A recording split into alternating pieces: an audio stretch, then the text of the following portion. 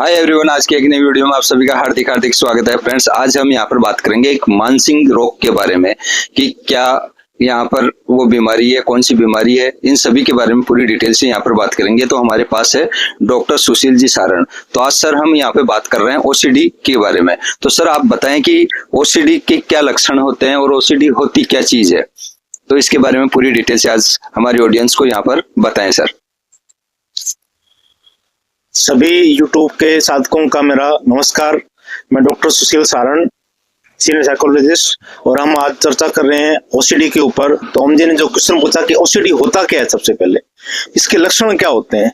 तो ओसीडी के अंदर क्या है कि कोई व्यक्ति जो है उसके मन में कोई विचार है वो बार बार आते रहते हैं, एक ही एक बात कोई बात में मन बार बार चलेगी, और उसके अंदर जो व्यक्ति है उसको पता होता है कि ये मेरे जो विचार है गलत है, लेकिन फिर भी वो विचार बार बार आते रहते हैं।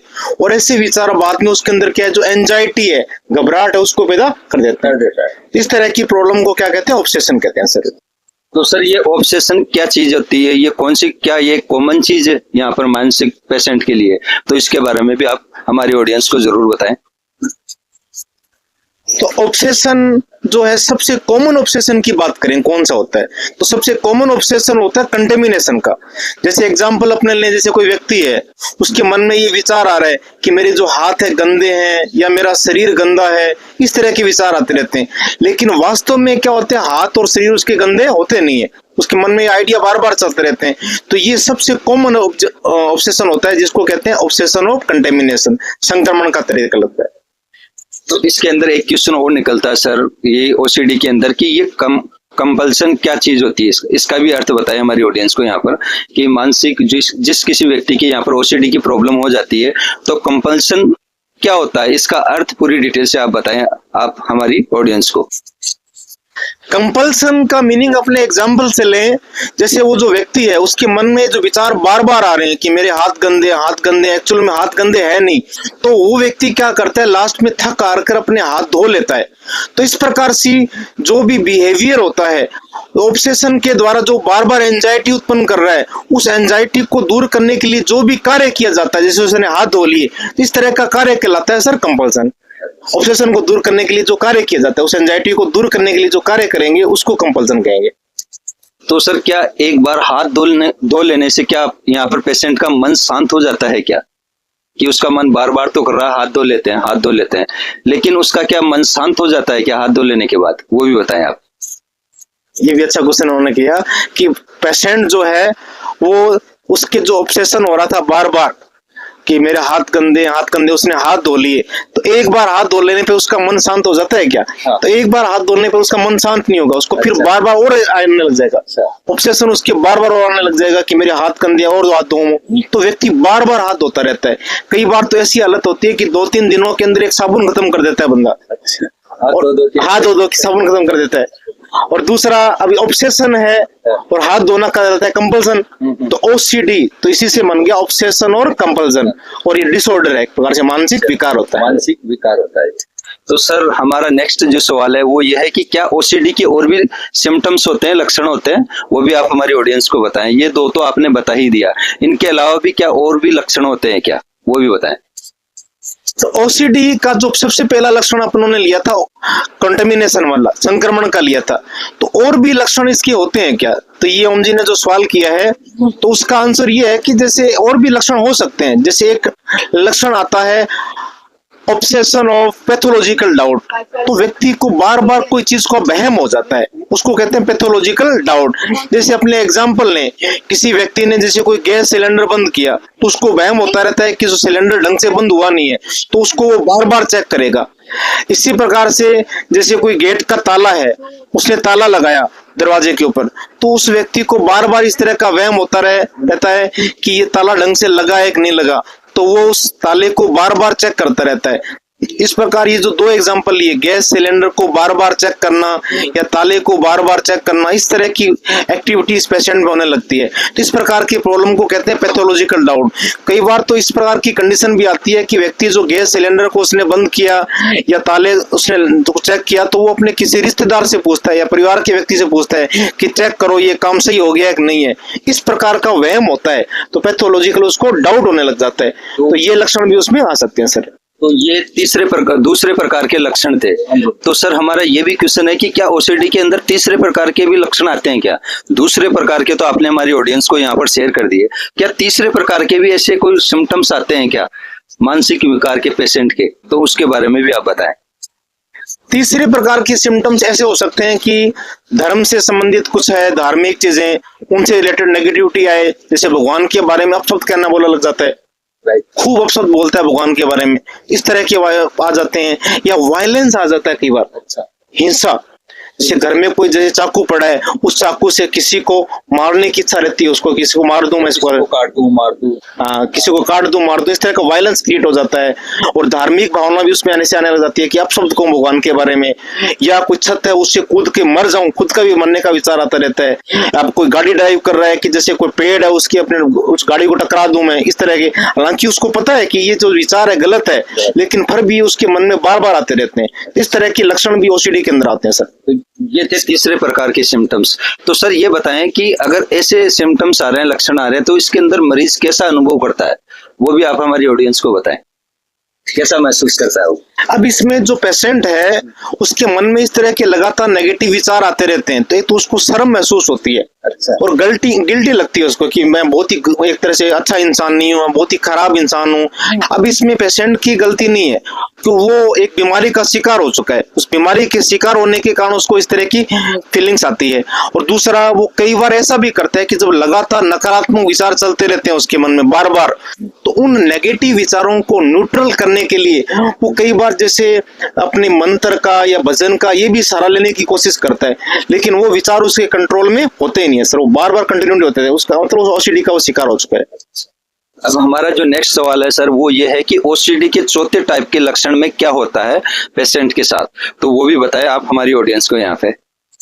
ओसीडी के चौथे टाइप के लक्षण को अपने के एग्जाम्पल से समझे। जैसे कोई व्यक्ति है, रोगी है, ओसीडी का रोगी है, तो वो किसी टेबल पे बैठा है, तो टेबल के ऊपर अब जैसे कुछ किताबें रखी हुई है या कुछ पेन रखे हुए हैं, तो उनको वो धीरे धीरे व्यवस्थित करने लग जाएगा। तो इस तरह से हर चीज को वो नीट एंड क्लीन करने की कोशिश करता है, और उसकी एक्टिविटी बहुत ही स्लो रहती है किसी काम को करने के प्रति, हर काम में बहुत ज्यादा समय लगाता है, इसलिए उसका जो एक्स्ट्रा टाइम बहुत ज्यादा वेस्ट होता रहता है, तो किसी भी काम में परफेक्शन नहीं ला पाता। धीरे धीरे इस प्रकार से विचार आते रहते हैं कि किताबों को सुव्यवस्थित कर दूं मैं, पेन पड़े उनको सुव्यवस्थित कर दूं, इस तरह के विचार भी उसके अंदर आते रहते हैं। तो सर हमारा अब नेक्स्ट जो सवाल है वो ये है कि ओसीडी में सबसे बड़ी परेशानी क्या होती है पेशेंट को, वो भी बताएं। ओसीडी के अंदर मरीज को यहाँ पर जो मानसिक विकार जो पेशेंट है हो जाता है, तो उसको सबसे बड़ी परेशानी क्या होती है, वो भी आप हमारी ऑडियंस को शेयर करके बताएं। ओसीडी में सबसे बड़ी परेशानी तो ये है कि एक तो जो लोग हैं इस बीमारी को पहचान ही नहीं पाते, और दूसरा रोगी को ये लगता है कि ये मेरे मन का वहम है और मैं इसको अपने आप ठीक कर लूंगा। एक तो लोग पहचान नहीं पाते, ठीक है, एक्चुअल में ओसीडी है, और दूसरा जो रोगी व्यक्ति है उसको ये बार बार लगता रहता है कि मेरा मन का वहम है, मैं इसको ठीक कर लूंगा, अपने आप ठीक कर लूंगा, अपने आप ठीक कर लूंगा। और दूसरा, इस प्रक्रिया में उसको ठीक करने में सालों बीत जाते हैं, बीमारी लगातार बढ़ती जाती है और उनको पता ही नहीं चलता कि वो बीमारी का शिकार हो गया। इस तरह की परेशानी आती है सर इसमें। अच्छा सर, हमारा जो नेक्स्ट सवाल है वो ये है कि इस रोग के अंदर घर वालों का मरीज के साथ कैसा रोल होता है, यानी कि घर वालों का क्या रोल होता है इस रोग में। अगर मान लो कि किसी पेशेंट के हो जाता है यहाँ पर, तो उसके घर वालों का क्या रोल होता है इस रोग के अंदर, तो वो भी आप हमारी ऑडियंस को जरूर शेयर करके बताएं। इसमें घर वालों का भी बहुत इंपॉर्टेंट रोल होता है। एक तो जो रोगी व्यक्ति है वो जब बार बार हाथ धो रहा होता है, तो घर वाले कहते हैं कि ये तो आप कंट्रोल कर सकते हो, बिल्कुल, आप तो फालतू ड्रामे कर रहे हो, इस तरह की कंडीशन आती है। एक्चुअल में वो ड्रामा नहीं कर रहा होता है और कहते हैं कि खुद परेशान हो रहे हो, एक प्रकार से हमें भी परेशान कर रहे हो, तो उसमें वो रोगी खुद परेशान हो जाता है। और उसमें कई बार जो घर वाले उसको डांटते हैं, तो डांटने से बीमारी ठीक नहीं होगी, डांटने से बीमारी ठीक नहीं होती है। जैसे एक एग्जांपल लें सर, अब जैसे मान लो मैंने चश्मा लगा रखा है, अब कोई व्यक्ति मेरे को आके डांट के कि चश्मे से क्यों देख रहे हो, चश्मा हटा के आप अपने मन से देख लो, अपने आप देख लो, तो मेरे को स्पष्ट दिखेगा नहीं। तो इसी प्रकार से वो ओसीडी के लक्षण इतने ज्यादा हो जाते हैं कि वो व्यक्ति के कंट्रोल में होते नहीं है, तो वो उसे एक बीमारी का क्या हो चुका है, शिकार हो चुका है। और इस ओसीडी के रोगी को लगातार डांट के उसकी बीमारी क्या नहीं होगी, ठीक है नहीं होगी, उसको इलाज की आवश्यकता उसको पड़ेगी।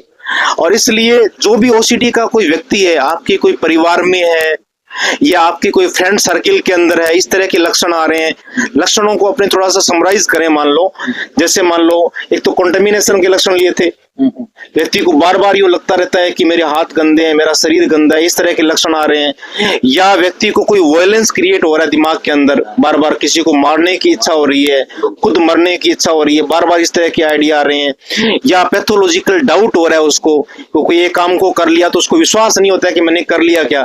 सिलेंडर है, गैस सिलेंडर है, उसको खोल दिया, उसको बार बार चेक करता है, ताले को बार बार चेक कर रहा है। इस तरह के लक्षण यदि आपको अपने सराउंडिंग्स में दिखें तो साइकोलॉजिस्ट को जरूर दिखाना चाहिए, और आराम से इसका क्या हो सकता है, इलाज हो सकता है सर।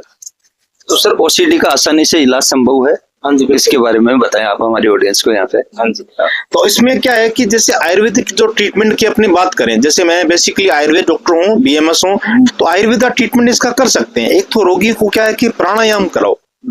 प्राणायाम का मीनिंग ये होता है प्राणवायु, कहते हैं ऑक्सीजन को। ऑक्सीजन आयाम का मतलब उसके लेवल को बढ़ा देना। तो इसके अंदर जैसे कपालभाति है, अनुलोम विलोम है, इस तरह की चीजें। और जो कुंभक प्राणायाम है सबसे बेस्ट माना जाता है। श्वास को लंबा गहरा करके उसको आराम से रोको, श्वास को अधिक से अधिक, और उसको छोड़ो।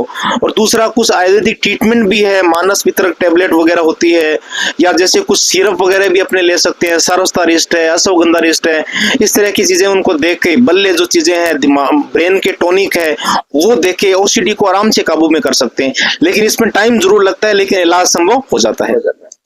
लेकिन ये जो हमारे डॉक्टर साहब ने जो ट्रीटमेंट बताया, इलाज बताया, जैसे सिरप है, टेबलेट है, लेकिन ये डॉक्टर जब रिकमेंड करेंगे प्रेजेंट की कंडीशन देख के, स्थिति देख के पेशेंट की, ऐसा नहीं कि हमारे डॉक्टर साहब ने यहाँ पर बता दिया और आप लेना चालू कर दिया। नो, ये गलत हो जाएगा। आप अपने नजदीकी साइकेट्रिक डॉक्टर से सलाह मशविरा कीजिए, और उन डॉक्टर से आप ये बताइए कि ये दवा हम ले सकते हैं क्या। तो वो डॉक्टर आपको सही डोज आसानी से, और कितने दिन तक आपको यहाँ पर लेनी है, कब कब लेनी है, खाना खाने के बाद लेनी है या पहले लेनी है, वो सही तरीके से आपको अच्छी तरह समझा देंगे। फिर बाद में ये पूरी तरीके से आप ट्रीटमेंट लें। तो फ्रेंड्स, हमने यहाँ पर ओसीडी के बारे में पूरी तरीके से यहाँ पर रिव्यू कर दिया है। फिर भी अगर आप लोगों की अगर कोई क्वेश्चन है तो प्लीज आप हमारे को कमेंट बॉक्स में कमेंट करके जरूर बताएं, हम आपका उस सवाल का क्वेश्चन आंसर जरूर देंगे यहाँ पर। तो आज के लिए इतना ही, मिलते हैं नेक्स्ट वीडियो में, तब तक के लिए बाय बाय, जय हिंद, जय भारत, वंदे मातरम।